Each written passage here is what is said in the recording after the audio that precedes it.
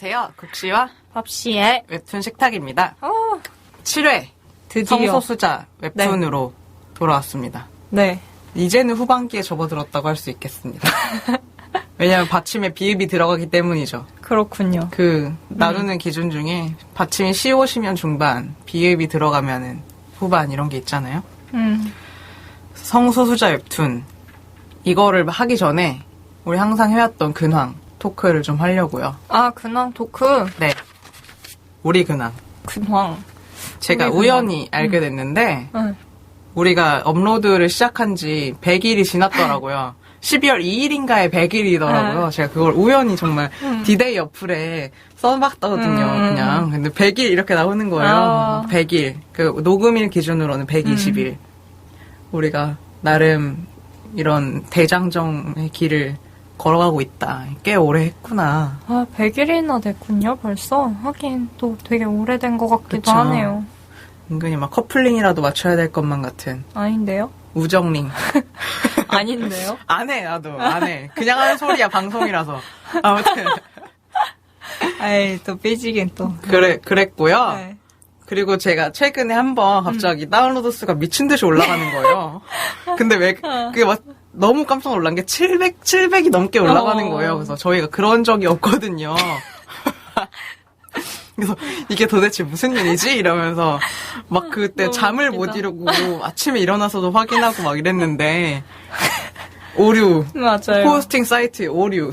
그러면서 찾아본 것 중에 아이튠즈 그 애플에 있는 거기 팟캐스트에 들어가 봤더니 우리가 추천 팟캐스트에 오른 겁니다. 그게 100개만 선정해서 올라가는 거예요. 심지어 옆에는 막 송은이, 김숙 이런 거 있는 거예요. 이게 무슨 일이야? 내가 이러면서 이게 도대체 무슨 일이야? 지금은 내려갔는데 그때 막 너무 설레고 좋아가지고 캡처도 해놨는데 아무튼 그런 전력이 있는 팟캐스트가 되었다. 막 세계 영향력 있는 몇인 이런 것처럼 된 기분인 거예요. 그래서 정말 기뻤습니다. 참 버라이어티한 국시. 국시가 막 그래서 되게 흥분된 카톡들을 막 보냈는데 사실 전 아무것도 확인 안 하고 아무것도 하지 않고 녹음만 열심히 하고 녹음만 준비하는 그런 사람이라서 녹음도 열심히 준비 안 해. 아니야. 녹음 준비하지. 당일에 준비하고. 아니에요. 전부터. 솔직히 내가 웹툰 그 전에 다 봐서 책도 빌려준 거잖아요. 305호. 나 지금 자랑해요. 책도 다 샀구만. 그 빵 줬잖아요, 지금. 알겠어요. 빵 맛있네요. 그리고 웹툰이스타의 앙팡님이 트위터에 저희 거 듣고 있다 이렇게 언급을 해주신 거예요. 제가 그거가 한 달이 안 됐구나. 너무 옛날 얘기 같아서 지금 말하니까 이상하네. 보글보글 하는 소리 이런 게 귀엽다고 하셔가지고 제가 감사하다 이렇게 했는데 그 트윗을 제가 리트윗을 했거든요. 근데 제 핸드폰에 알람이 온 거예요. 내가 리트윗한 트윗을 땡땡땡 님이 리트윗하셨습니다. 이러는데 뭐지? 이러고 봤는데 우리 엄마인 거예요. 그래서 맞다. 저랑 엄마 제 SNS를 엄마한테 공개하지 않았는데 그때 제가 완전 패닉에 빠졌죠. 이 트윗을 봤다는 건 내 트위터 계정도 봤다. 그리고 우리 팟캐스트도 안다. 그래서 제가 덜덜덜 하는 마음으로 물어봤더니 처음부터 끝까지 다 들었다. 처음에 비해서 많이 발전했다. 그리고 지금 이 근황 얘기하는 거 있잖아요. 그게 너무 길고 지루하니까 조금만 해라. 왜? 우리 얘기를 해야지. 한 달에 녹음 한 번밖에 녹음을 안 하는데. 아무튼 진짜 너무 충격이었는데 지금은 좀 이제 가라앉아서 엄마가 막 홍보해주고 그러고 있더라고요. 그때 국시가 엄청 충격받아가지고 막 자기 엄마가 듣고 있다고 우리 거 막 덜덜덜덜 막 이러고 있었어요. 생각해보세요. 밥씨 엄마가 이거 듣는 거. 아니, 생각하고 싶지 않아요. 그럴 일도 없고 생각하고 싶지도 않고. 네, 그렇습니다. 언니가 다 말할 수도 있어요. 아이, 그럴 일 없어요. 저는 장담할 수 있는데 그럴 일 없습니다. 네. 아무튼 대공황 상태에 빠져 있다가 지금은 제정신을 차렸다. 엄마를 의식하면서 지금 빨리빨리 끝맺음 하고 있는 거 느껴지세요? 아무튼. 그리고 밥씨의 친구분께서 네, 그렇습니다. 블로그에서 저희 거 리뷰를 한화 해주시고 계세요. 네. 파워블로거신데 나름 아니야, 파워블로거 아니야. 아 그래요? 네. 나름 좀 이렇게 그래도 요새 인기가 많이 식었다고. 이웃과의 교류가 있는 그런 블로거신데 네. 이렇게 쭉 올려주시고 계세요. 감사합니다. 네, 협찬도 받더라고요. 그래서 여기서 또 저도 홍보를 좀 해주면 봄이만 블로그예요. 봄이만 블로그. 그냥 네이버에 웹툰 식탁을 치면요. 아, 그럼 나옵니다. 뜨겠구나. 네. 네, 근데 뭐 어쨌든 간에 감사합니다. 네. 그리고 이분과 함께 모르는 분이 또 리뷰를 써주셨어요. 그분이 이제 리뷰를 쭉 써주시면서 본인도 원래 팟캐스트를 하고 싶은, 라디오를 하고 싶은 그런 생각이 있었는데 우리 걸 들으니까 한번 해보고 싶다는 생각이 듭니다. 그렇게 하시면서 어쿠스틱 라이프 팬이시래요. 그래서 그 난다님이 우리 걸 이제 리트윗 해주셔가지고 그걸로 통해서 알게 돼서 들었는데 공감하면서 들었다. 그러면서 밥씨의 실수를 지적해주시고 연재 기간을 뭐 연애 때부터 한 거가 아니다. 저희도 알고 있고 그냥 말 전달상에 이제 실수가 된 거인데 연애 기간도 이제 다르다 보니 내용상에서 그렇게 된 겁니다. 그렇게 된 것 같아요. 죄송해요. 네. 그 어쿠스틱 라이프에서 연애 기간 얘기가 나오니까 그래서 좀 착각한 것 같아요. 네. 제가 정확히 어떻게 말했는지 사실 기억을 지금 잘 못하고 있어서 네. 리뷰 써주셔서 감사하고 네, 감사합니다. 정말 웹툰 식탁 검색했을 때 내가 쓴 것만 나오던 그런 시절이 있었는데 감사한 네. 아 또 이제 엄마 이거 검색해보겠네. 아유. 아무튼 감사합니다. 네. 엄마의 조언을 들어서 빨리 여기서 끝마치도록 하고요. 네. 오늘의 주제는 성소수자툰입니다. 네. 예고했다시피 그리고 1부에서 다룰 웹툰은 정말 유명한 많이들 추억하는 어서오세요 305호회입니다. 네. 만한 작가의 어서오세요 305호회입니다. 소개를 해주시죠. 우리 밥 박사님. 밥 박사님 내가 안 쓰고 있었더라고. 밥 박사님. 네네. 어서오세요 305회는 일단 네이버에서 연재를 했고요. 2008년 3월 3일부터 2011년 9월 22일까지 171화로 연재가 되었고 완결이 됐습니다. 현재는 유료화가 진행된 상태인데요. 그쵸. 충격받지 마세요. 지금 충격받지 마세요. 미리 좀 조심하시고 전부 다 보려면 32,000원이 듭니다. 네. 그래서 이번 10월부터 네, 이번 10월부터 그렇게 바뀌어버렸고요. 그리고 단행본이 나와 있어요. 근데 단행본이 2권이 나와 있어서 이걸 가격을 검색해보니까 2권을 샀을 때 32,000원이 안 되잖아요. 네. 얼마였지? 12,000원 한 거네. 그래서 뭐지? 이게 뭘까? 그래서 우리가 둘이서 네이버가 미쳤나?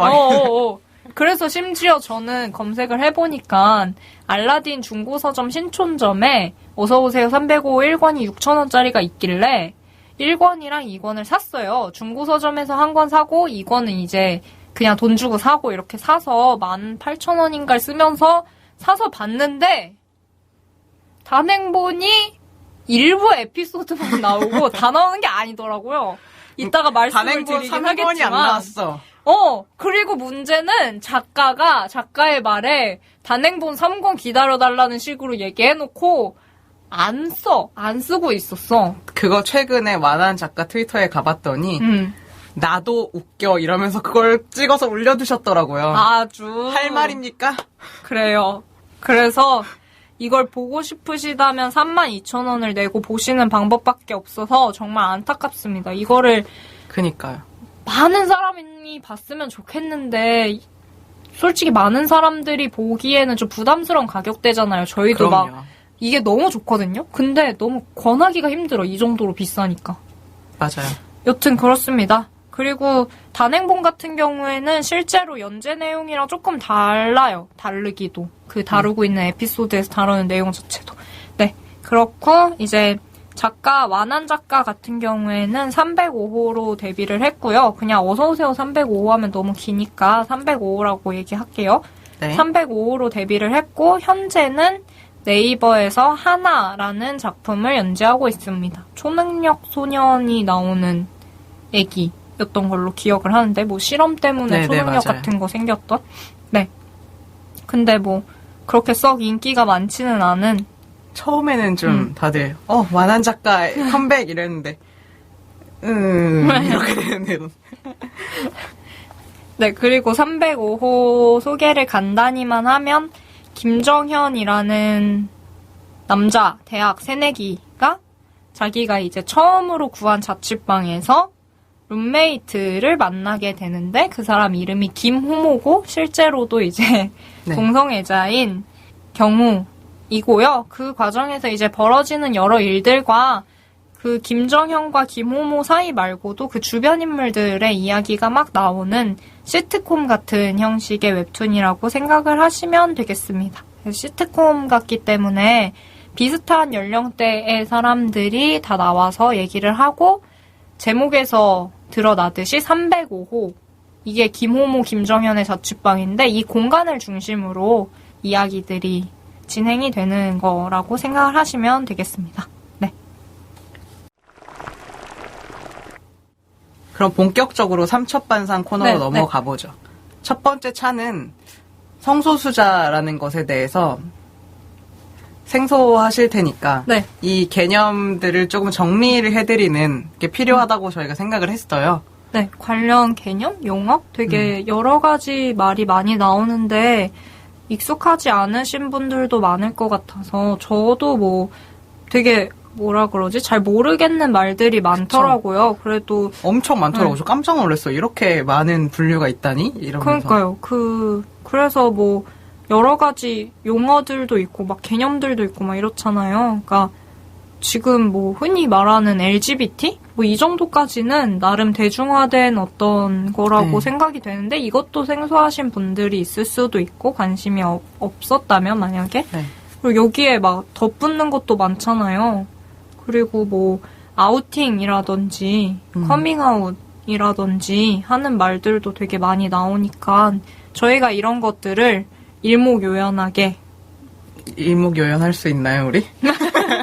국시 노력해 보시죠. 국시가 정리를 해드리겠습니다. 그렇습니다. L은 레즈비언이에요. 네. 레즈비언의 L을 따서 한 거고요. 여자와 여자가 사랑을 하는 경우입니다. 레즈비언 스펠링 L-E-S. 네, 그렇습니다. 레즈비언 사행시 죄송해요. 제가 김숙 송은이 비밀보장을 최근에 열심히 들었더니 뭐만 하면 사행시를 하고 싶어. 여튼 그렇습니다. 네. 레즈비언 여성이 여성을 좋아하는 그거고요. 그러면은 G. 게이 남성이 남성을 좋아하는 경우인 거죠. 근데 제가 보면은 게이는 뭔가 통칭 이렇게 쓸 때도 있더라고요. 맞아요. 그러니까 게이가 통칭으로 쓸 때가 많죠. 네. 근데 보통 우리가 게이라고 할 때는 남자를 거의 직칭하는 그런 것도 있는 것 같고. 네, 그러니까 이렇게 말하면 되겠다. 넓게 쓰일 때는 레즈비언, 게이를 구분하지 않고 그냥 게이라고 얘기를 하는데 이제 좁게 쓸 때는 남자가 남자를 사랑하는 경우를 이제 그런 지향성을 가진 사람들을 게이라고 한다. 이 정도로 정리하면 될 것 같아요. 네. B는 바이섹슈얼이라고 양성애자. 여성과 남성 모두에게 자기가 무슨 성이든 간에 이렇게 느낄 수 있는 그런 걸 양성애자, 바이섹슈얼이라고 하고 T는 트랜스젠더. 내 신체적인 성과 정신적인 성이 다르다고 느껴서 신체를 트랜스 하신 분들이죠. 그게 트랜스 하시지 않은 분도 포함되는 거 아닌가요? 그러니까 물리적인 과정을 그 기준이 뭐 호르몬 치료를 받느냐 말하느냐 뭐 그게 또 있대요. 그것도 내가 정확히 모르겠는데 그럼 트랜스 젠더하고 또 트랜스 뭐 또 따로 있대요. 되게 복잡하네요.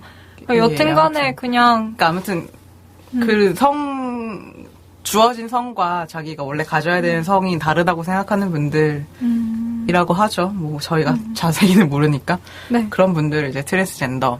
그러니까요.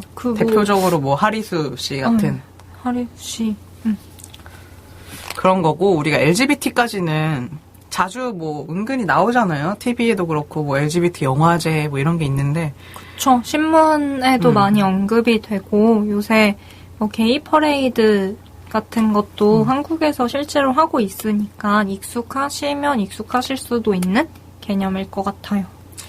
거기 뒤에에서 AIQ 이게 붙어 있더라고요. 위키에 제가 검색을 다 해봤습니다. A는 무성애자예요. 네. 무성애자는 말 그대로 아무한테도 여자든 남자든 뭐 아무한테도 그냥 그런 걸 안 느끼시는 분들이고. 네, 그거 되게 저 무성애를 말한다였나? 그런 책의 서문 같은 걸 잠깐 봤는데 무성애자가 자주 받는 오해? 뭐 그런 게 써 있었던 것 같아요. 근데 거기에 무성애자는 사이코패스가 아니다 뭐 이런 게 나왔었거든요. 그러니까 무성애자 하면은 되게 오해를 사기 쉽잖아요. 뭐 얘네들은 뭐 인간적인 감정이 없는 건가 뭐 이렇게 될 수도 있을 것 같은데 찾아보니까 그거는 아니고 다만 이제 한 사람이 한 사람을 뭐 연애 상대라든지 어떤 그런 걸로 인식을 안 하는 사람들을 지칭을 하는 것 같았어요. 그러니까 뭐 연인 관계에서의 느낌과 친구 관계나 가족 관계에서 주는 느낌이 다르잖아요. 다르죠. 그런 거를 느끼지 않거나 그런 어떤 연인 관계에서 오는 뭐 말하자면 뭐 좀 잘 모르겠네요. 아무튼 어쨌든 간에 인간적인 어떤 감정이나 사랑의 감정, 그러니까 내가 친구를 사랑한다, 내가 부모님을 사랑한다 이런 감정은 다 있지만 굳이 뭐 연애 대상으로서의 어떤 그런 감정을 뭐 느끼지 않는 별로 안 느끼는 일단 성적인 거를 별로 느끼지 않고 그러는 거라고 하는 것 같더라고요. 네. 그 마음이 어떤지 정확히 이해는 할 수 없지만 만약에 무성애자인 분이 우리가 너는 어떻게 사람을 보고 사랑해? 이렇게 물어보면은 이걸 어떻게 설명하지? 너무 당연한 거 아닌가? 우린 이렇게 생각할 거 아니에요? 이제 그분한테는 그게 당연한 일인 거니까. 저도 뭐 아예 이해가 안 가지는 않는데 저 같은 경우에는 어떤 상태인지는 알 수도 있을 것 같아요. 그러니까 연애 감정 같은 거를 잘 안 느낄 수 있다는 생각이 좀 들어서. 그 약간 그런 게 있어요. 근데 무성애자, 완전한 무성애자를 한 번쯤 만나보고 싶은? 어떤지? 자기가 자각을 잘 못할 수도 있죠. 그러니까 연인 관계를 만들 수도 있대요. 그 책 조금 봤을 때 본 바로는. 근데 이제 얘가 좋은데 말하자면 진짜 연인으로 가지는 그런 어떤 감정 상태는 아닌 거지. 근데 뭐 자자 이러면은 자긴 자는데 본인이 얘랑 자고 싶다 이런 건 아닌 거야 또. 그러니까 얘가 진짜 모를 수도 있겠네. 얘랑 친구로 잘 지내고 그런데도 진짜로 그 뭔가 연애할 때의 사랑의 감정이라든지 하는 어떤 것들을 느끼지는 않는 그런 상태를 말하는 것 같더라고요. 그 책에서만 본 바로는. 근데 워낙에 아직 논란이 많은 무성애자 같은 경우에는 오브더 소수일 거고 그렇겠죠. 그걸 주장하는 사람들 자체도 그럴 거고 그래서 아직까지는 뭐 이렇게 정확히 무성애자란 이런 거다 하고 하기가 힘든 것 같아요. 물론 성소수자가 대체로 다 바이섹슈얼도 정의 내리기가 되게 힘들고 막 레즈비언, 게이도 사실은 좀 정의 내리기가 애매할 때도 있고 하니까 무성애자는 특히 더 그런 것 같다는 생각? 네. 그 다음에 I는 인터섹슈얼이래요. 제가 인터섹슈얼이라는 말을 처음 들어봐가지고 검색을 해봤더니 여성과 남성의 성기를 모두 갖고 있는 근데 그게 드문 일이 아니래요. 은근히 있는데 그걸 또 모르고 사는 사람들이 있대요. 그래요. 그거 신체 내부로 이렇게 돼 있어서. 그거 있잖아요. 그 어떤 육상 선수 막 대표 선수까지 했었나 이랬는데 여성으로 이제 육상 선수 나가서 이제 엄청 좋은 성적 거두고 이랬는데 그 도핑 테스트인가 뭐 그걸 했는데 남성 호르몬 수치가 막 너무 높게 나왔나 막 그래가지고 자기 본인이 그렇게 양성을 다 가지고 있다는 거를 알게 된 뭐 그런 거 무슨 약간 신문 기사 같은 거로 봤는데 약간 그런 거 있잖아요. 그 막 되게 자극적인 문구로 또 제목 뽑고 막 이러는 거였던 걸로 기억해요. 그게 신기했어요. 제가 이제 검색을 해본 바로는 그 남성의 성기가 아주 작거나 아니면 신체 내부로 있거나 이래서 눈치를 못 채는 그런 상태로 있어서 난 여자인 줄 알고 거의 대부분이 약간 그렇대요. 인터섹슈얼의 그쵸. 대부분은 여자인 줄 알고 살아가고 만약에 중간에 알게 됐다 이러면은 살아온 시간도 있고 하니까 이제 남성 성기를 제거하는 쪽으로 하나 봐요. 아, 그렇구나. 근데 그게 감춰있거나 하면 굳이 제거할 필요가 있나요? 건강상의 문제가 있나? 호르몬 같은 것 때문에? 모르겠어요. 저도 정확히 그것까지는 안 찾아봤는데 아무튼 그렇게 내가 알려준다고 해놓고 너무 허술하게 정보를 알려주는 것 같아서 죄송하네요. 아니요. 그래도 저도 인터섹슈얼? 그거 네. 진짜 처음 들어봤어요. 그런 경우를 인터섹슈얼이라고 하는구나. 그리고 Q는 퀘스처닝이라는 거래요. 이거는 자기가 뭔지 그 좀 의문을 갖고 있는 분들. 근데 이런 분들 되게 많은 것 같아요. 지식인 같은데 이렇게 제가 어떻게 했는데 제가 남잔데 어떤 남자애가 나한테 이렇게 했는데 제가 막 순간적으로 어떤 설레는 마음이 들었는데 저는 그럼 게이인가요? 이런 거 많잖아요. 네. 그러면 답변에 그냥 어려서 그렇습니다. 나중에도 그렇다면은 게이일 수도 있겠죠. 그건 본인만 아는 겁니다. 이런 답변이 이제 달리는 그런 거. 훌륭한 답변인 것 같기도 하네요. 진짜 알 수 없죠. 뭐 본인이 아니고서 그걸 어떻게 판단을 내려주겠습니까? 그쵸? 본인 스스로도 내가 뭐지? 내가 뭘까? 이렇게 생각하게 되는 그런 사람들. 을 퀘스처닝이라고 하는 것 같습니다.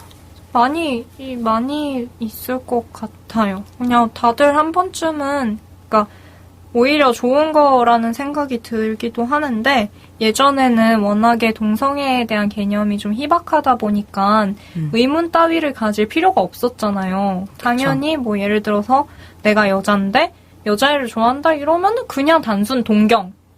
혹은 너무 이상한 친한 거. 너무 친한 거. 난 얘를 좋아하지 않아. 이렇게 당연히 생각하던 거를 혹시 내가? 이렇게 의문을 품을 수 있는 어떤 사회적인 환경이라는 거니까 퀘스처너리라고 하나? 이거의 그게 등장은 같은 말이에요. 퀘스처너리, 뭐 퀘스처닝 이렇게 한대요. 나름 좋은 신호인 것 같아요. 사회에서 이런 생각을 할 수 있다는 거가 좋은 거라는 생각이 좀 듭니다. 네.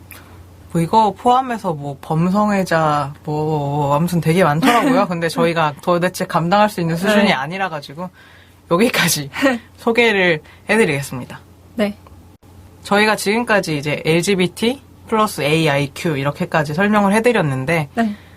이 305호에 줄여서 305호 작품에 정말 교본 수준으로 이 성소수자에 대한 거의 많은 분야들을 다루고 있는데 네. 소개를 해주세요. 어떤 에피소드들이 있었는지. 이게 305호회가 에피소드로 따지면은 한 6개 정도의 에피소드가 나오고요. 중간중간에 약간 개그 코드가 들어가는 그런 몇 개의 가벼운 회차들? 그런 것들로 같이 구성이 돼 있는데, 각각의 에피소드들, 6개의 에피소드가 이제 성소수자와 관련된 에피소드라고 얘기를 할 수 있을 것 같아요. 네, 첫 번째부터 얘기를 하면, 김호모, 김정현, 김상중, 이 주된 인물로 등장을 하고요. 다루고 있는 내용은 G, 게이랑 관련된 내용. G씨가 빵을 드시고 계십니다. 네, 그리고 G와 관련된 내용과 호모포비아와 관련된 내용, 아우팅과 관련된 내용이 나옵니다.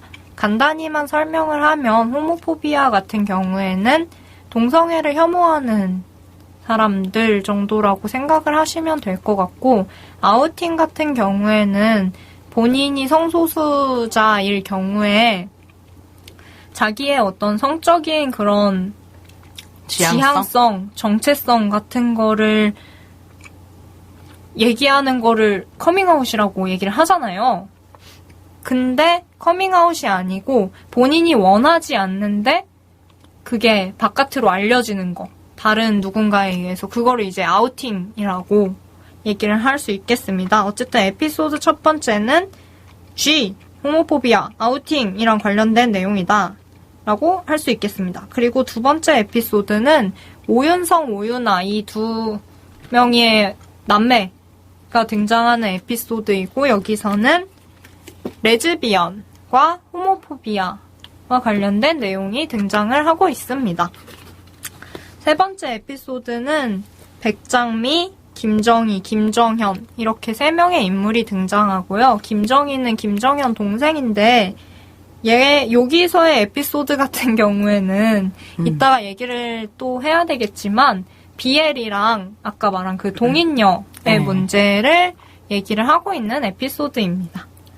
그리고 4번째 에피소드 같은 경우에는 양주하, 정남이, 오윤성 이렇게 3명이 주된 인물로 등장을 하고 다루고 있는 것은 트랜스젠더와 관련된 내용이 되겠습니다. 그리고 5번째 에피소드가 305호에서 가장 인기가 많았던 에피소드이자 많은 팬들이 정말 눈물을 흘렸던 전설의 에피소드 오유나, 한지훈, 백설이 등장을 하고요. 여기서는 아까 말했듯이 레즈비언과 관련된 문제가 나오고 있습니다.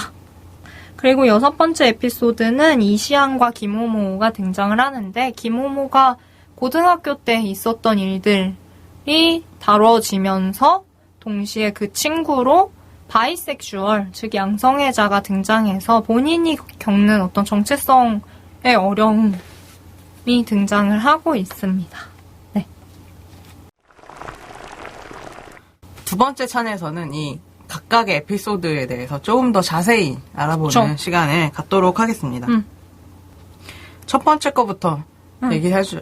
김정현, 김호모와 김상중이 얽혀있는 단행본에 도 들어있는 초기 이야기. 네, 이거 하나가 단행본에 들어갔다고 보시면 돼요. 2권 동안 6개 중에 2권 동안 이 얘기만 했다. 이런 그래, 이럴 수 있냐고. 초반에 딱 김정현이 이제 룸메이트를 김상중으로부터 소개받은 김호모의 집에 들어가게 되는데 안녕, 난 게이야 이러니까 기겁을 하고 놀라죠. 일단. 그래요, 맞아요. 그러고 나서 막 김정현이 막 여기저기 가서 고민 상담 한답시고 막 얘기를 하는데 얘가 여기서 말하자면은 이 에피소드에서 자기 룸메 호모라고 막 게이라고 회식 자리 같은 데 가서 막 얘기하고 이러잖아요. 개강총회 뭐 이런 데.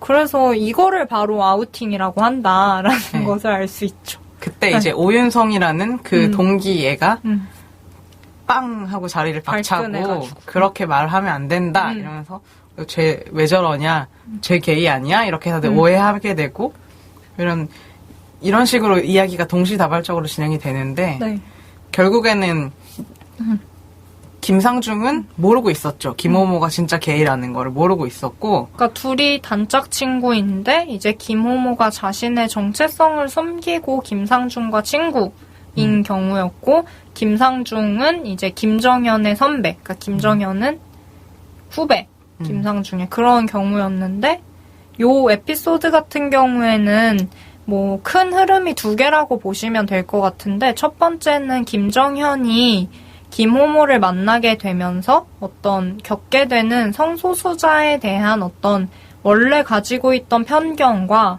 아우팅 같은 좀 개념 없는 짓 말하자면 그거에 대한 진짜 생각이 없었는데 인식의 어떤 김호모와 이제 룸메 생활을 조금씩 하고 그 김호모의 친구들도 만나고 하면서 그런 본인의 편견을 좀 깨나가는 게 하나의 흐름이라고 보시면 될 것 같고요. 또 다른 흐름은 이 김상중이라는 친구가 호모포비아예요. 그래서 김호모는 그 사실을 알고 있기 때문에 그거를 자기의 어떤 정체성을 숨기고 친구로 지내는 건데 후배인 김정현이 알게 되면서 왜 친구를 속이냐, 이렇게 속이고 만나도 되는 거냐라는 식으로 문제 제기를 하고 결국 끝끝내는 김호모와 김상중이 말하자면 절교를 하게 되고 친구 사이가 끊긴다는 그 2개의 어떤 큰 흐름으로 구성이 되었다고 보시면 되겠습니다. 네. 근데 이제 이 부분이 보통 대부분의 독자들은 이성을 만나는 그런 분들이니까 그분들이 초콜릿을 많이 드시고요. 이거 맛있어요? 감귤 초콜릿? 네, 좋아해. 제가 다 가져왔습니다. 장시간 녹음을 대비하여. 아까 전에 근데 난 안 먹을 거야 이렇게 말을 하셔놓고서는 빵만 얘기했으니까. 빵도 드셨잖아요. 맛있더라고요. 네. 저 감귤 초콜릿은 좋아하거든요. 네. 맛있어요. 네. 뭔 얘기하고 있었더라? 김정현. 그러니까 독자들이 김정현과 비슷한 그런 감정이었을 거예요. 이 305호 작품이 네이버 최초, 그러니까 모든 최초로 아마 어디든 최초로 이렇게 동성애 웹툰이 연재된 건 처음이었을 거예요. 그럼 대형 포털에 연재가 된 거는 어쨌든 처음이죠. 그래서 이제 독자들도 처음에 김정현과 같은 식으로 성장을 했을 것 같은? 그래서 처음에 시작한 에피소드로 아주 적당하고. 네, 매우 좋았던 것 같아요. 그러니까 이해를 하게 되는 거죠. 아, 저렇게 맞네. 저 말이 맞네. 김정현이 저렇게 느끼고 변해가는 과정이 맞는 말이구나. 이것들을 독자한테도 일종의 계몽 같은 그런 에피소드죠. 저는 좋았던 게 김정현이 본인 자체가 변하는 건 아니고 말하자면 진짜 자기가 겪게 되는 일들에서 이렇게 작은 깨달음을 얻어가면서 네. 편견이 정말 이렇게 부서지는 모습이 보이는 거잖아요. 그럼에도 불구하고 여전히 자기는 어쨌든 이성애자다. 확고하지만 그래도 다른 사람을 이해할 수 있다. 이렇게 나아가는 게 되게 감동적이었던 것 같아요. 한편으로는. 그쵸. 독자들도 그런 과정을 다 거쳤다는 거죠. 그게 첫 번째 나오니까. 우리가 동성애 인정하세요. 뭐 이렇게 얘기를 한다고 해서 되는 게 아니잖아요. 사람이. 그럼요. 근데 깨달음의 그런 순간들이 있어야 되는데 이 웹툰으로 하여금 그걸 잘 배치를 했고 정말 좋았던 것 같아요. 그래서 지금까지 다들 명작이라고 생각하는 것 같아요. 다른 네. 에피보다도 이 부분 때문에. 뭐 이것저것 다 있겠지만 좋았던 게 김정현이 이 에피소드에서 김호모가 장난으로 자기 게이라고 한 건 줄 알고 자기도 화가 나서 자기가 게이인 척 하잖아요. 그거를 김호모가 알고 엄청 피하는 거예요, 얘를. 그랬더니 김정현이 사실 나는 게이가 아닌데 이렇게 피하니까 게이인 척 한다고 막 엄청 닿으면 기겁하고 이러면서 피하니까 기분이 나쁜 거지. 역으로 알게 된 거지. 그러다 보니까 아니 막 나는 사실 게이가 아닌데 왜 나를 이렇게 피하지? 처음엔 이렇게 당연히 생각을 하다가 갑자기 아니 그럼 만약에 내가 게이였으면 나를 이렇게 질겁하고 피해도 된다는 건가? 약간 이러면서 자기가 했던 짓을 반성하게 되는. 그러면서 그 아우팅도 처음에는 막 개강총회 막 이런데 가서 막 나불나불 대다가 나중에는 그거 아니었다고 그렇게 얘기하고 정정보도도 하고 그리고 좀 배려하는 모습 같은 거를 보여주니까 좋았던 것 같아요. 그러니까 많이 공감도 하게 되고 확실히 다른 사람 처지에서 생각해볼 수 있는 여지를 주는 것 같다는 생각? 다음 에피소드는 오윤성 오윤아 남매. 여기서는 이거의 흐름은 이거죠. 오윤성이 오윤아가 레즈비언이라는 사실을 알게 되고 처음에는 얘는 오윤성도 약간 처음엔 포비아란 말이죠. 맞아요. 그거를 인정을 못하다가 둘이 사이가 이렇게 나빠지잖아요. 그것 맞아요. 때문에. 원래는 사이가 되게 좋은 남매였는데 그런 것들이 해소되는 것까지 나오지 않지만 그런 과정을 다루는. 네, 그렇죠. 누나가 레즈비언이라니 이런 걸 인식하게 되는.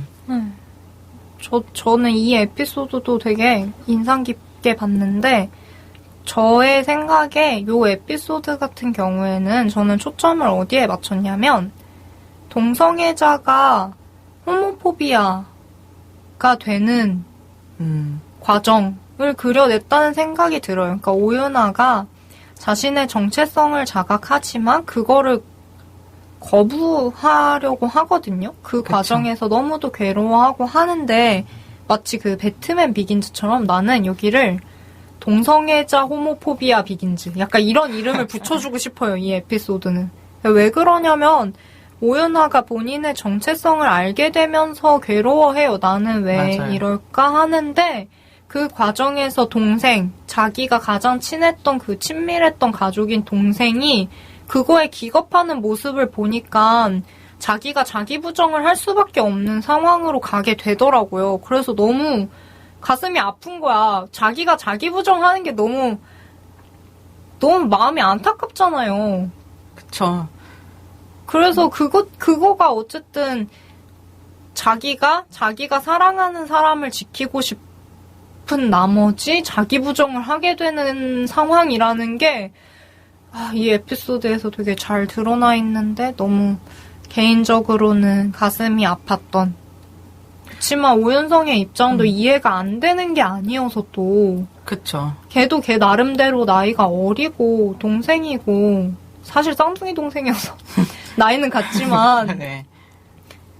그러니까 본인도 받아들이기 힘들었을 건데 그것 때문에 자기 누나가 자기 부정하는 거를 얘도 보게 되니까 그것도 서로에게 상처가 되고 결국에는 이제 동생이 내가 그래서는 안 됐구나를 깨닫잖아요. 그쵸. 누나가 스스로를 부정하게 한 거구나 이러면서 도와주잖아요. 연애할 때. 원치 않는 도움. 원치 않는 도움. 오윤아가 너 왜 이러냐고. 계속 싫어하잖아요. 그러니까 다음 먼저 이걸 얘기를 할까? 그러면은 백설이랑 한지훈 네, 이들을 만나게 되면서 오윤아가 서서히 이제 자기가 나는 여자를 좋아하고 이거 내가 사랑하는 사람한테 가야겠다 이거를 결심하게 되는. 맞아요. 그러니까 계속 그때까지도 흐름이 한참 망설이는 네. 자기가 나는 아니다. 안 좋아할 거다. 나는 사회에서 말하는 정상인이 될 수 있다. 이렇게 생각을 하고 있는 사람이니까. 참으면 돼. 어차피 내가 얘를 좋아하는 마음은 참으면 지나가 이러면서 그냥 아무도 안 좋아하고 살겠다는 식으로 가다가 그쵸. 아까 에피소드 5번째 거 얘기했었잖아요. 여기 가면 어쨌든 커플이 됩니다. 나는 커플은 뭐 이성이고 동성이고 됐고 그냥 그런데 어쨌든 저는 아까 말했듯이 여기 에피소드 2번째 거를 동성애자 호모포비아의 비긴즈 이렇게 잡았고 에피소드 5번째를 연결되는 걸로 봤어요. 그래가지고 동성애자 호모포비아의 어떤 극복기 이렇게 해서 2개를 연결해서 그냥 얘기를 하면 될 것 같아요. 아까 말했던 것처럼. 그리고 여기 한지훈이라는 캐릭터를 다루면서는 레즈비언이 결혼을 하게 되는 이런 현실의 벽에 부딪혀서 이런 것도 나오죠. 다 그럴 수밖에 없는 것 같기도 해요. 이게모야에서도 그렇고 완자에서도 그렇고 이런 얘기들이 좀 나오기는 하는데 막간 홍보 2부에는 이게 뭐야랑 완자가 나온다는 이런 겁니다. 네. 네, 여튼 거기서도 특히 장남이다라고 했을 때 우리나라가 가족관계를 정말 강조하는 문화이기 때문에 대를 이어야 되고 이런 게 좀 있죠. 손주를 봐야 되고 뭐 이런 거 있잖아요. 그런 거를 강조하는 문화다 보니까 만약에 집에 자식이 자기밖에 없다. 근데 효녀이거나 효자이면 자기 정체성이고 뭐고 결혼을 안 하는 게 너무 부모님한테 죄스러운 느낌이 들어가지고 결혼하게 되는. 그러니까 한지훈도 커밍아웃을 했어요, 부모님한테. 근데 이제 어머님이 울면서 이제 너 정말 결혼하면 안 되겠냐라고 하니까 결혼을 하는 거죠. 이게 뭡니까, 대체. 너무 가슴 아픈 것 같아. 그쵸. 자기 행복보다 다른 사람의 어떤 그러니까 다른 것들 때문에 자기 행복을 그러니까 자기를 부정하는 거죠. 그러니까 그것도 행복인 건가 싶은데 어쨌든 부모님의 행복도 내 행복일 수 있는 거잖아요.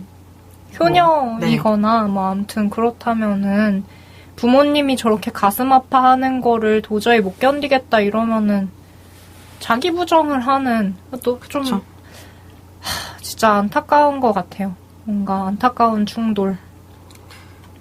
그거랑 이제 백장미, 김정희, 김정현 여기 에피소드는 비엘을 그러니까 이거 이들을 동인녀라고 많이들 부르는데 이거는 사실 성소수자 쪽에 들어간다기보다는 애매하죠. 좀 애매한데. 이거는 그냥 취향이죠, 취향. 그쵸. 이제 비엘이 보이즈 러브 이거의 약자인데 그런 창작물들을 좋아하는 그런 사람들. 근데 김정현이라는 애가 주인공이 백장미를 좋아하잖아요. 자기가 백장미를 좋아하는데 백장미가 막 그런 이제 비애를 좋아하는 막 말하면 게이 만화를 보고 있는 거잖아요. 그쵸. 그걸 보고 대충격에 빠지는 거죠. 김정희. 아니. 근데 자기 동생도. 자기 동생도 좋아하고.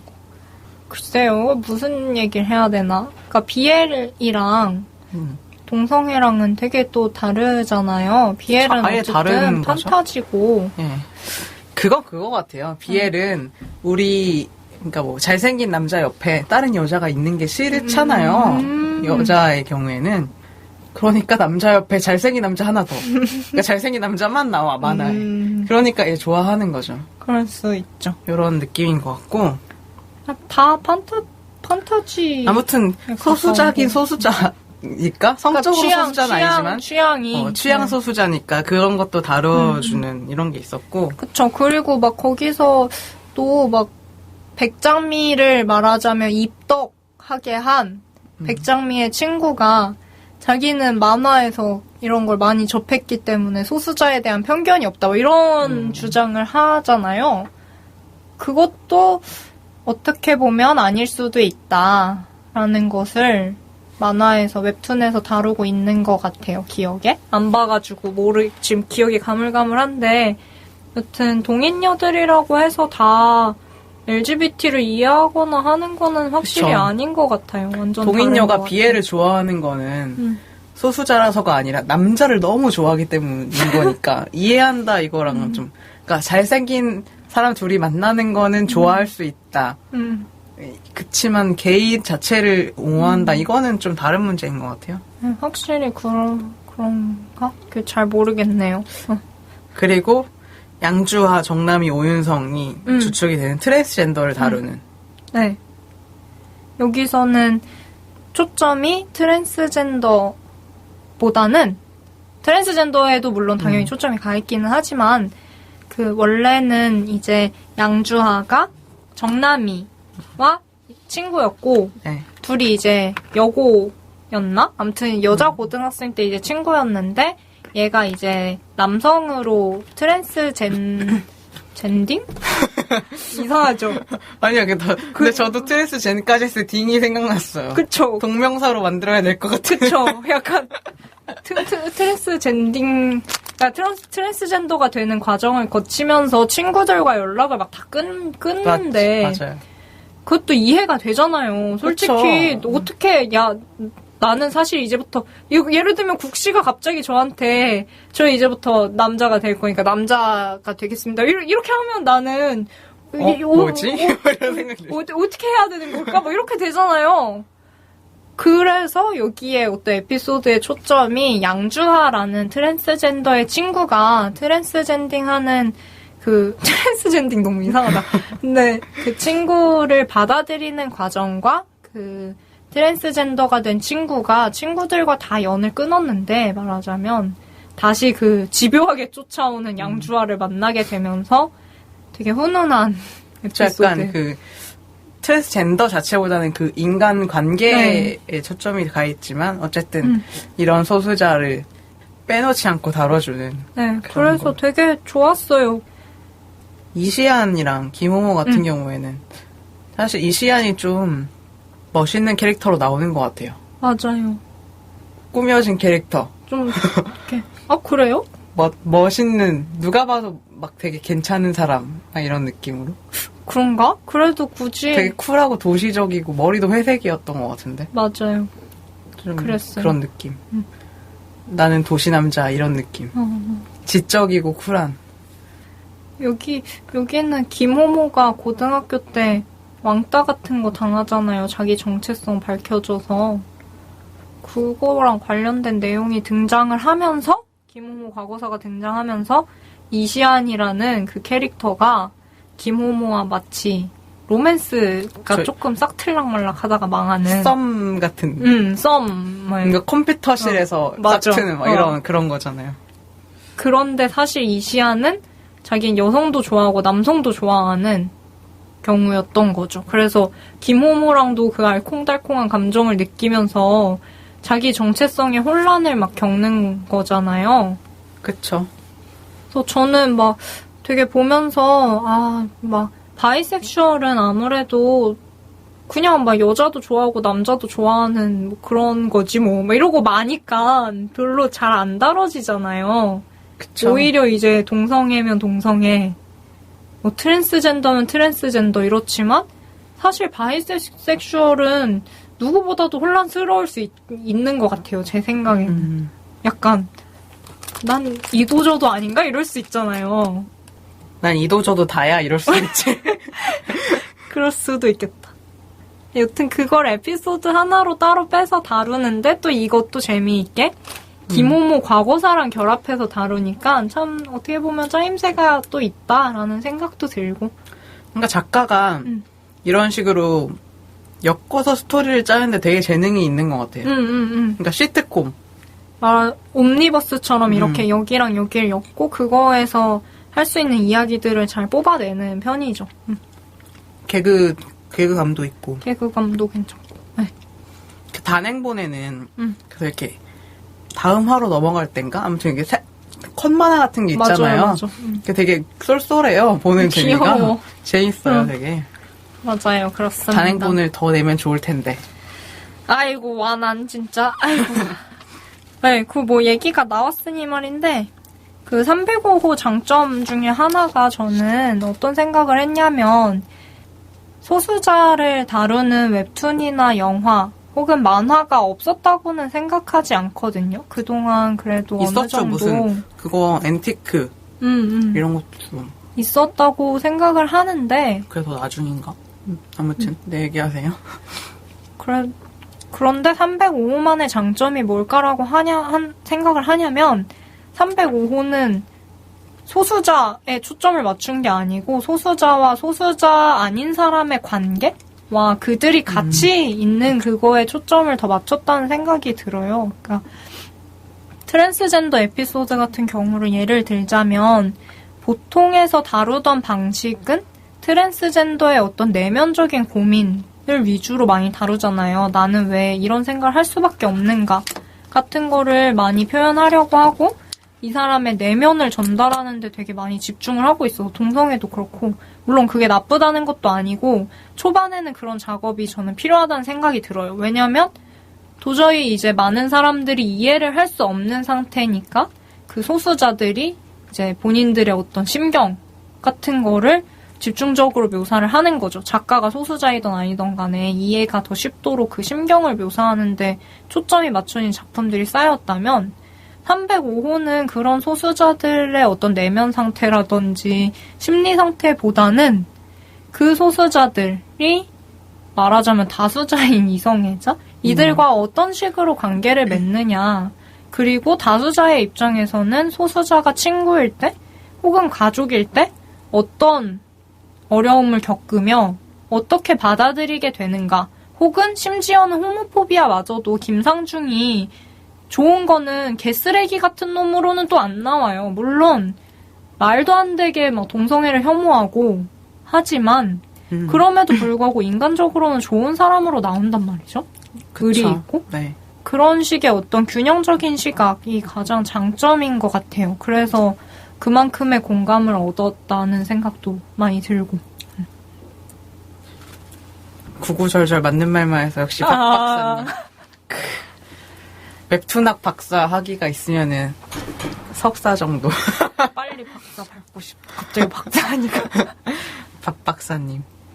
네, 여튼 그래서 305호는 굉장히 저는 의미 있는 작품이라는 생각이 들더라고요. 그러니까 이렇게 그럼요. 내면만 묘사하는 걸 떠나서 어쨌든 다수자와 소수자 모두 우리의 어떤 관계라는 지점을 생각을 해보게끔 해주는 웹툰이라서 좋은데 그럼 많이 봐야 되는데 너무 비싸.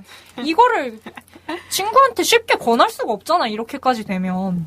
야 이거 좋아 꼭 한번 봐봐. 이럴 수가 없잖아. 가격대가. 그쵸. 근데 이거랑 딴 얘기로. 네. 완한 작가가 본인은 동성애자가 아니다. 이렇게 밝혔으니까. 그래서 그런 것 같아요. 보통 이제 게이 만화를 그리는 사람이. 맞아요. 게이, 레즈비언 이런. 본인이 그리잖아요. 아닌 사람은 주로 BL 아니면 GL을 그리지. 이게 뭐야랑 완자 다음 주 걸 계속 홍보하면 그거는 작가들 본인의 어떤 그런 일상 생활툰이니까. 진짜 리얼 연애담인 거고. 이거는 이제 픽션이니까. 이게 이성애자이기 때문에 할 수 있는 시각으로 그려진 게 아닐까. 그런 거죠. 네. 그러니까 자기가 이런 사람들을 만나면서 자기도 오해했었대요. 어렸을 때 되게 이상하다라고 생각을 했는데 아니라는 걸 알게 되면서 그런 거를 뭐 한 번쯤 그려보고 싶다 이런 생각을 했겠죠. 이런 거를 자기가 겪었던 거를 표현을 하니까 그런 거 와닿는 것 같고 더 만약에 그러니까 완자나 이게 뭐야 같은 경우에는 욕을 꽤 먹잖아요. 그럼요. 근데 이거는 이제 그런 시각이 아니다 보니 동성애 위주의 시각, 동성애 자의 시각. 그래서 우리가 얼마나 뭐 불편함이 있고 뭐 어떤 힘듦이 있고 이런 얘기보다는 이렇게 생각해보면 달라요. 이런 것들을 좀 보여주는 만화다 보니까 다들 거부감 없이 좀 보는 것 같은? 거부감 없이 이렇게 접할 수 있죠, 아무래도. 좋죠. 네.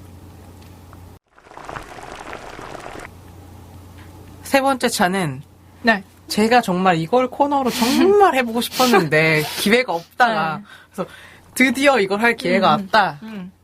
이건데 저희가 선정한 최애캐입니다. 아, 국시가 최애캐 어찌나 노래를 부르던지 정말 하면 최고 애정 캐릭터 뽑자고. 그걸 진짜 너무 하고 싶었거든요. 근데 인물이 다양치 못했던 것도 있고 아니면 다른 할 얘기가 많았던 경우도 있고 뭐 이러다 보니 못하다가 여기서 이제 하게 됐네요. 네.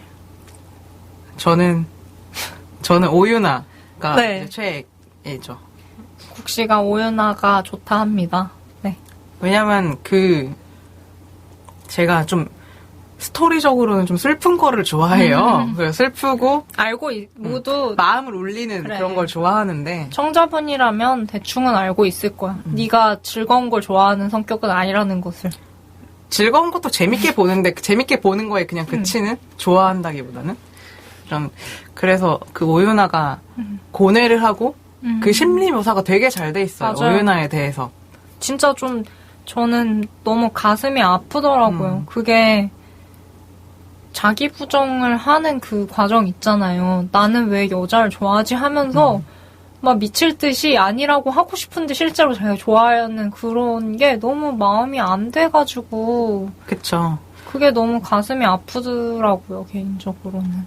그래서 그 백설이라는 그 언니를 만나면서 좋아하게 됐는데 부정을 하고 백설이 이제 기회를 주는데 아니라고 그때도 부정을 하다가 결국에는 뒤늦게 막 뛰쳐나가서 근데 백설이 너 뭐 약속 시간이 뭐 6시다 이러면 6시까지 안 오면 나는 갈 거다 이랬는데 오유나가 6시에 안 간단 말이죠. 맞아.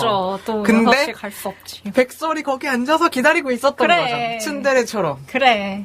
그래서 오유나가 와서 제가 너무 늦었죠 이렇게 하면서 무릎 꿇고 그러니까 앉아 있으니까 무릎 꿇고 이렇게 맞아요. 무릎에 이렇게 얼굴을 쳐박고 그래. 그게 자기가 맞아. 좋았어 그 장면. 이제는 용기를 내겠다 이런 식으로 고백을 하는 그 장면이 아무래도 이제 내가 아는 사람도 아니고 여긴 다 뭐 허구의 캐릭터니까 아는 사람도 아니고 나와 있는 장면들을 보고 이 캐릭터를 좋아할 건지 말 건지를 선택을 하는 건데 굉장히 세세하게 그려져 있어서 너무 이렇게 공감하게끔 맞아. 막 응원하고 나가 유나야 뛰어 이런 생각이 들게끔 하잖아요. 맞아요. 그래서 이 답답한 거다. 평생 이렇게 살래. 왜 이렇게 됐다고요. 인정해. 뭐 이렇게 되잖아요. 빨리 지금 백설이 집에 가기 전에 빨리 그래.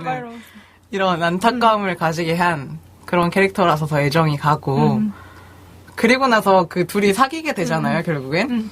그 다음에 이제 깨알 그 중간 에피소드 사이에 들어오는 깨알 만화들에 막 자기 이름 뭐라고 저장해놨는지 이런 거랑 막 자기 꾸미고 가는 거랑 유나가 막 그게 너무 귀염 화장 막 엄청 이상하게 하고 와서 오윤성이 뭐 하는 거냐고 막 이런 그런 것도 있었고 귀여웠어요. 귀엽죠 진짜. 네.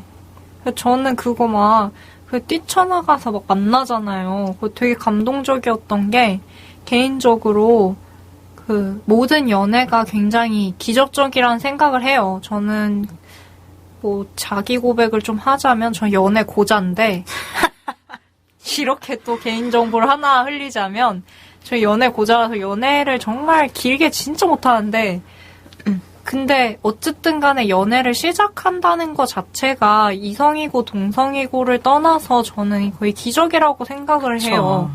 한 사람이 다른 사람을 좋아한다는 것 그리고 그 내가 좋아하는 사람이 나를 좋아해준다는 것.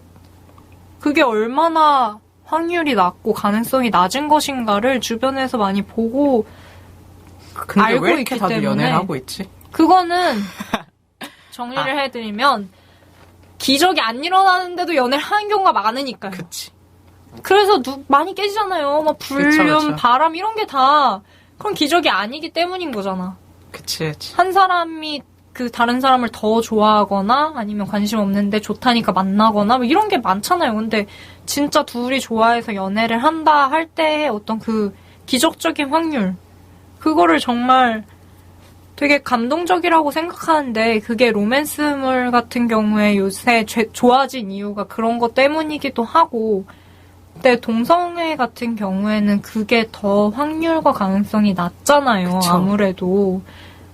그러니까 그게 더 기적적인 것 같고 더 감동적이더라고요. 맞아, 그런 게 있어. 한 사람이 다른 사람을 기다리고 다른 사람이 가서 그걸 만났다는 게 너무 정말로 되게 감격적이었어요. 그래서 되게 좋은 그러니까, 에피였다. 브로크백 마운틴 같은 것도 둘이 이성 커플이었어 봐요. 그냥 뭐 그렇게 그래. 마음 아리고 야, 그러겠어. 솔직히 산에서 그러고 있으면 누구라도 정분 나겠어, 거기는.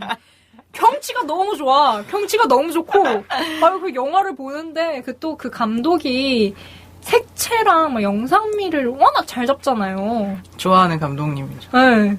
아씨, 근데 막 산이 막 이러고, 알프스 소녀가 왜 사랑에 빠지는데. 경치가 좋으면은 옆에 있는 게, 물이어도 사랑에 빠지겠어. 갑자기 눈에 박씨를 하루빨리 나쁜 새끼와 머리 잘 빠지는 나쁜 새끼랑 경치 좋은 데를 보내야겠어. 그거 취소할게요. 머리 빠진 어차피 누구랑도 사랑에 빠지는 경치라면 기왕이면 다홍치마라고. 아 그러면은 강동원 뭐. 아니 죄송합니다. 머리 박으세요. 죄송합니다. 그건 너무 물이 너무 부담스럽다. 너무 무섭고. 다메요. 그래. 어쨌든 좀 준수한 청년과 저를 보내주신다면 정말 좋을 죄송하네요. 것 같아요. 그건 뭐 제가 굳이 해줄 이유가 없네요. 나쁜 새끼라면 도와줄 뻔했는데. 아, 나쁜 새끼 만나면 힘들 것 같아요. 마음이 너무 아플 것 같고. 됐고. 네.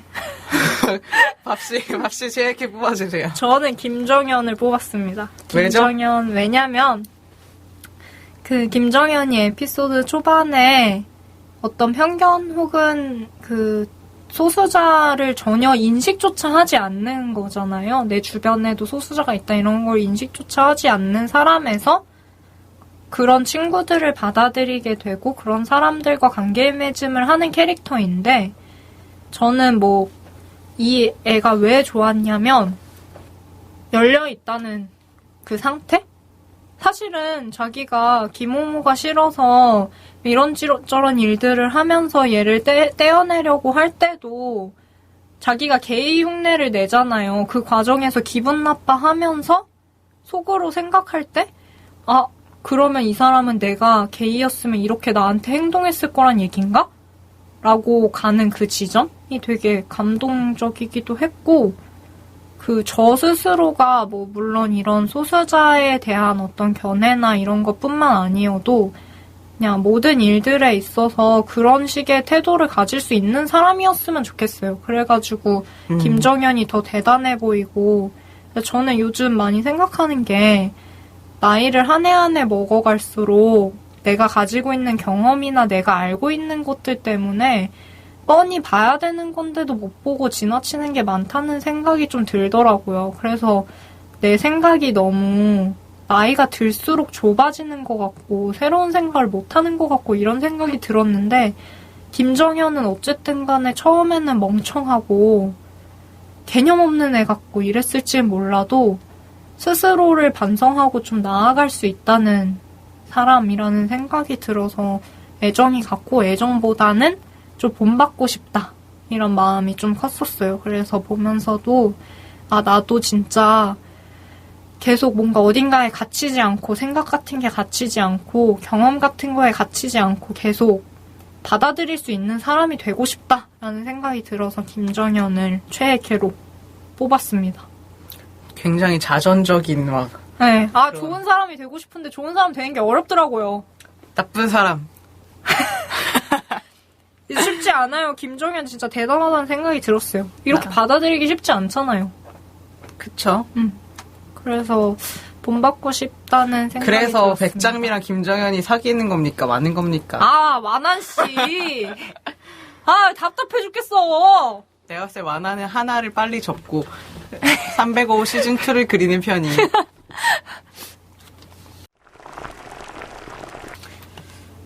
한 줄 평으로 넘어가 보죠. 네, 한 줄 평. 저 먼저 할까요? 네. 저는 제 한 줄 평은 완한 고래 완한다요 이거입니다. 이게 어떻게 된 거냐면 사연이 있어요. 네네네. 제가 완한을 그냥 들으면 뭔 소리야 이랬을 뻔했어. 사연이 있는데 완한을 검색하니까 작가 정보 찾으려고 완한 쳤는데 그 연관 검색어 같은 거 이렇게 자동 완성 뜨잖아요. 네네. 검색창에 칠 때 켜놓으면 기능 거기에 완한했더니 고래와 난다요 그 중간에 완한이 있잖아요. 그게 뜨는 거예요. 아, 사람들이 고래와 난다요를 얼마나 검색했으면 그게 자동 검색으로 뜰까 싶은데 어쨌든 그래서 재밌어가지고 가져온 것도 있고요. 하고 싶은 말은 고래와 난다요 이게 대체 이게 뭐야 뭐 이런 뜻이잖아요.